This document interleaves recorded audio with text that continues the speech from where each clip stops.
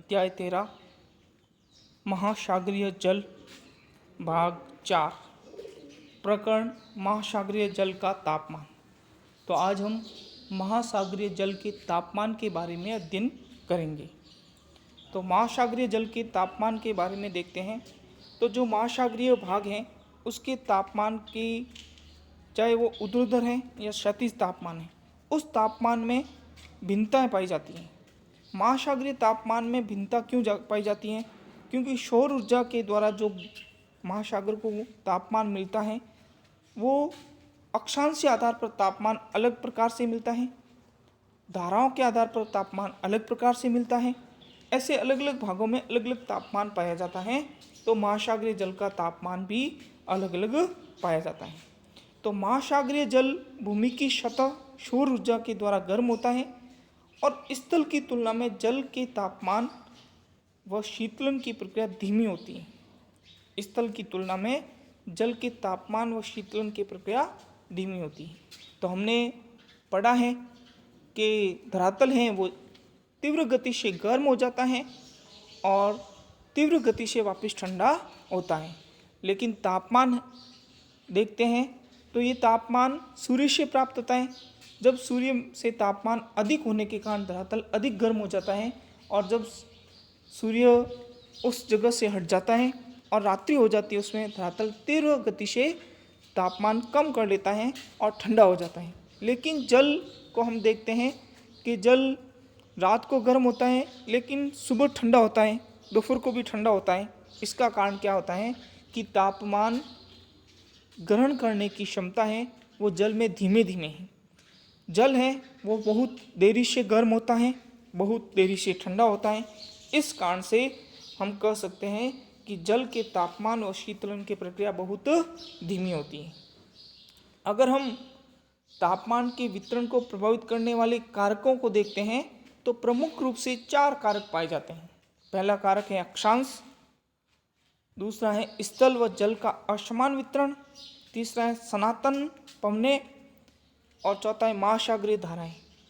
इन 4 कारणों के कारण तापमान वितरण महासागरीय भागों में अलग अलग तापमान पाया जाता है, तापमान में भिन्नता पाई जाती है। अब तापमान में भिन्नता में सबसे पहले अक्षांशों के आधार पर देखते हैं तापमान में भिन्नता। तो अगर हम भूमध्य रेखा से जैसे जैसे ध्रुवों की ओर आगे बढ़ते हैं तो तापमान में कमी आती जाती है। आपने ये पढ़ा है, पिछले अध्यायों के अंदर हमने पढ़ा है कि जैसे जैसे भूमध्य रेखा से उत्तरी ध्रुव या दक्षिणी ध्रुव की ओर बढ़ेंगे वैसे वैसे तापमान में कमी आती है। इसका क्या कारण है? इसका प्रमुख रूप से कारण है कि भूमध्य रेखा से जैसे आगे बढ़ते हैं वैसे वैसे सूर्य की किरणें हैं वो तिरछी होती जाती हैं और ध्रुवों पर तो सूर्य की किरणें इतनी तिरछी होती हैं कि वहाँ तापमान बहुत कम हो जाता है। इस प्रकार से कहा जाता है कि ध्रुवों की ओर प्रवेशी सौर विकिरणों की मात्रा घटने के कारण महासागरों के सतही जल का तापमान विषुवत वृत्त से ध्रुवों की ओर घटता चला जाता है। अर्थात उच्च अक्षांशों में ठंडा जल पाया जाता है और निम्न अक्षांशों में गर्म जल पाया जाता है, ये कहा जा सकता है।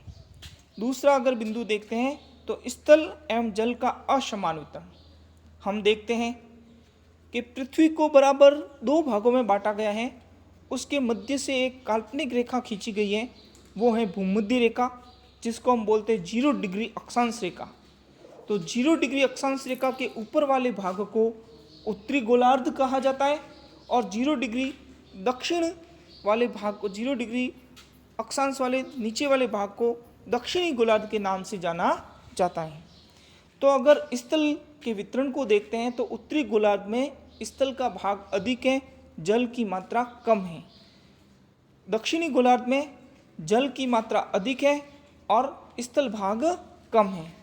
इस प्रकार से कहा जाता है कि उत्तरी गोलार्ध के अंदर जो उत्तरी गोलार्ध में महासागर पाए जाते हैं या उत्तरी गोलार्ध के महासागर हैं वो दक्षिणी गोलार्ध के महासागर की अपेक्षा स्थल के बहुत बड़े भाग से जुड़े होने के कारण अधिक मात्रा में ऊष्मा प्राप्त करते हैं। इसका क्या कारण है? स्थल भाग अधिक होने के कारण वहाँ तापमान अधिक पाया जाता है, स्थल भाग अधिक गर्म होता है तो उत्तरी गोलार्ध अधिक गर्म होता है जिसके कारण उत्तरी गोलार्ध के जो महासागर हैं उसमें ऊष्मा अधिक पाई जाती है और दक्षिणी गोलार्ध के अंदर कम ऊष्मा पाई जाती है और कम तापमान होने के कारण, क्योंकि वहाँ पे अधिक जल की मात्रा है। हमने देखा है, आगे भी पढ़ा है हमने, कि जैसे जैसे धरातल है वो धरातल को देखते हैं तो अधिक गर्म होता है और अधिक ठंडा भी होता है। तीव्र गति से गर्म होता है, तीव्र गति से ठंडा होता है। लेकिन जल है वो धीमे गति से गर्म होता है और धीमी गति से ही ठंडा होता है। इस प्रकार से कहा जाता है कि सनातन पवनें, तीसरा पॉइंट है सनातन पवनें। सनातन पवनें होती हैं, जैसे पवनें चलती हैं, कई ऐसी भाग हैं जहाँ गर्म पवनें चलती हैं, कुछ ऐसे स्थान भी हैं जहाँ ठंडी पवनें चलती हैं। तो गर्म और ठंडी पवनों के हिसाब से वहाँ का वातावरण भी गर्म और ठंडा हो जाता है, वहाँ का जलीय भाग भी गर्म और ठंडा हो जाता है। तो स्थल से महासागरों की तरफ बहने वाली पवनें महासागरों के सतही गर्म जल को तट से दूर धकेल देती हैं, जिसके परिणाम स्वरूप नीचे का ठंडा जल ऊपर की ओर आ जाता है। परिणाम स्वरूप तापमान में देशांतरीय अंतर आता है। इसके विपरीत अभितटीय पवनें गर्म जल को तट पर जमा कर देती हैं और इससे तापमान बढ़ जाता है। इससे तापमान बढ़ जाता है। महासागरीय धाराएं, गर्म महासागरीय धाराएं ठंडे क्षेत्रों में तापमान को बढ़ा देती हैं। हम देखते हैं कि महासागरीय धाराएं, दो प्रकार की महासागरीय धाराएं पाई जाती हैं, एक गर्म महासागरीय धाराएं, एक ठंडी महासागरीय धाराएं। तो जो गर्म महासागरीय धाराएं हैं वहाँ के तापमान को बढ़ा देती हैं और जहाँ ठंडी महासागरीय धाराएं चलती हैं वहाँ के जलीय तापमान को कम कर देती हैं। तो गर्म महासागरीय धाराएं ठंडे क्षेत्रों में तापमान को बढ़ा देती हैं, जबकि ठंडी धाराएं गर्म महासागरीय क्षेत्रों में तापमान को घटा देती हैं। गल्फ स्ट्रीम गर्म धारा उत्तर अमेरिका के पूर्वी तट तथा यूरोप के पश्चिमी तट के तापमान को बढ़ा देती है, जबकि लेब्राडोर धारा ठंडी धारा उत्तर अमेरिका के उत्तर पूर्वी तट के नज़दीक के तापमान को कम कर देती है। इस प्रकार से चौथा अगर बिंदु देखते हैं तो हम पढ़ेंगे तापमान का ऊर्ध्वाधर और क्षैतिज वितरण। तापमान के ऊर्ध्वाधर और क्षैतिज वितरण के बारे में अगर अध्ययन करते हैं तो महासागरीय जल की तापीय गहराई का पार्श्व चित्र दिखाता है कि ये बढ़ती हुई गहराई के साथ तापमान कैसे घटता है। जैसे जैसे गहराई बढ़ती जाती है तापमान घटता जाता है।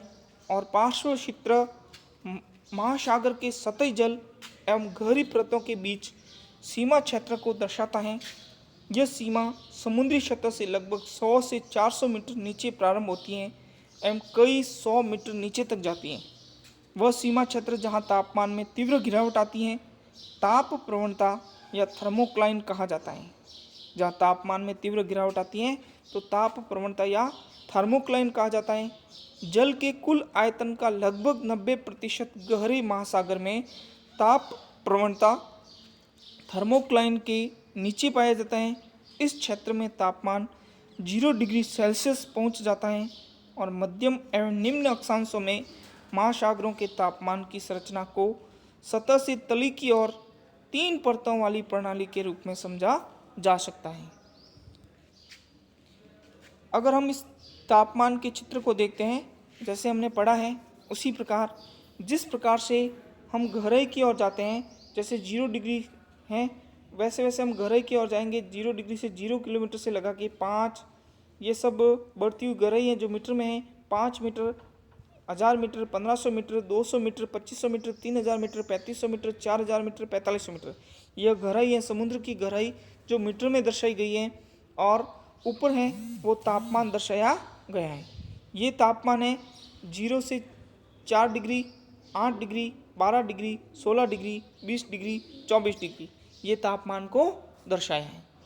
तो जैसे जैसे हम समुद्र में गहराई की ओर जाएंगे वैसे वैसे तापमान कम होता जाता है। जैसे सबसे पहले लगभग 22 डिग्री तापमान 0 मीटर पर 22 डिग्री तापमान दर्शाए गए हैं। 22 डिग्री से जैसे जैसे हम नीचे की ओर जाएंगे वैसे वैसे तापमान जैसे 1 डिग्री पे या 100 डिग्री पे आते हैं तो तापमान अधिक हो गया। और जैसे जैसे हम नीचे की ओर जाते हैं वैसे वैसे तापमान गिरता है और तापमान अधिक तीव्र गति से गिरता है उसको ताप प्रवणता या तापमान का ढाल कहा जाता है, ताप प्रवणता के नाम से जानते हैं।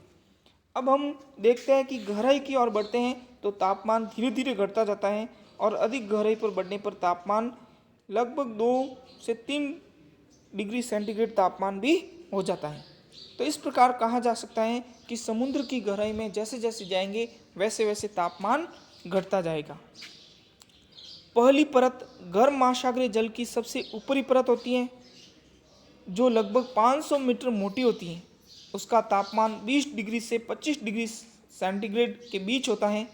उष्ण कटिबंधीय क्षेत्रों में यह परत पूरे वर्ष उपस्थित होती है, जबकि मध्य अक्षांशों में यह केवल ग्रीष्म ऋतु में विकसित होती है। दूसरी परत जिसे ताप प्रवणता थर्मोक्लाइन परत कहा जाता है, पहली परत के नीचे स्थित होती है। इसमें गहराई के बढ़ने के साथ तापमान में तीव्र गिरावट आती है। यहाँ थर्मोक्लाइन की मोटाई 500 से 1000 मीटर तक होती है। थर्मोक्लाइन की मोटाई कितनी होती है? 500 से 1000 मीटर की ऊंचाई पर होती है। तो इस प्रकार कहा जा सकता है कि जैसे जैसे समुद्र में गहराई की ओर जाते हैं वैसे वैसे तापमान में कमी आती है और ये तापमान भी अक्षांशों के आधार पर अलग अलग भागों में अलग अलग प्रकार के तापमान पाए जाते हैं।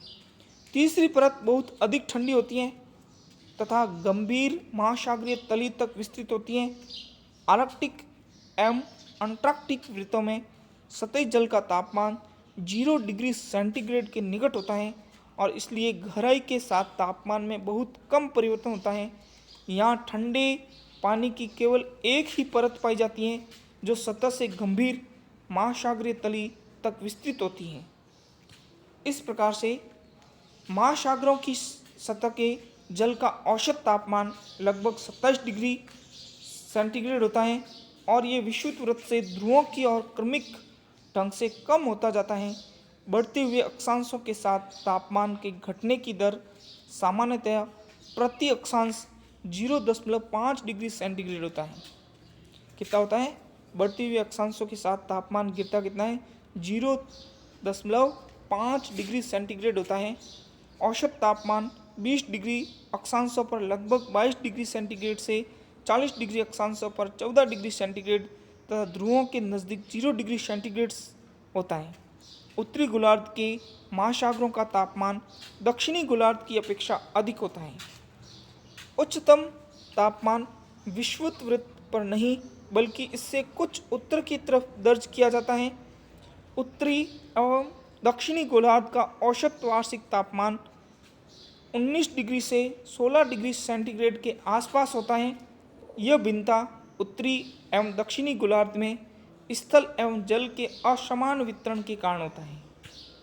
अगर हम यह तथ्य भली भांति जाना जाता है कि महासागरों का उच्चतम तापमान सदैव उनकी ऊपरी परत पर होता है क्योंकि वे सूर्य की ऊष्मा को प्रत्यक्ष रूप से प्राप्त करते हैं और ये ऊष्मा महासागरों के निचले भागों में सहवन की प्रक्रिया से पारिषित होता है। परिणाम स्वरूप गहराई के साथ साथ तापमान में कमी आने लगती है, लेकिन तापमान के घटने की यह दर सभी जगह समान नहीं होती है। 200 मीटर की गहराई तक तापमान बहुत तीव्र गति से गिरता है तथा उसके बाद तापमान के घटने की दर कम होती जाती है। अब हम बहुत प्रश्न करते हैं। ये प्रश्न आपको कॉपी में करने हैं। प्रश्न क्रमांक 1, तापमान वितरण को प्रभावित करने वाले कारक कौन कौन से हैं? तो तापमान वितरण को प्रभावित करने वाले कारक अक्षांश, स्थल व जल का असमान वितरण, सनातने पवनें, महासागरीय धाराएं। दूसरा प्रश्न है, सतही जल का तापमान विषुवत रेखा से ध्रुवों की ओर क्यों घटता जाता है? ध्रुवों की ओर प्रवेशी सौर्य विकिरण की मात्रा घटने के कारण ये तापमान घटता जाता है। गृह कार्य है, महासागरीय तापमान के वितरण को प्रभावित करने वाले कारकों को समझाइए और महासागरीय ताप प्रवणता को समझाइए। क्या आपको प्रश्न करने? बहुत बहुत धन्यवाद।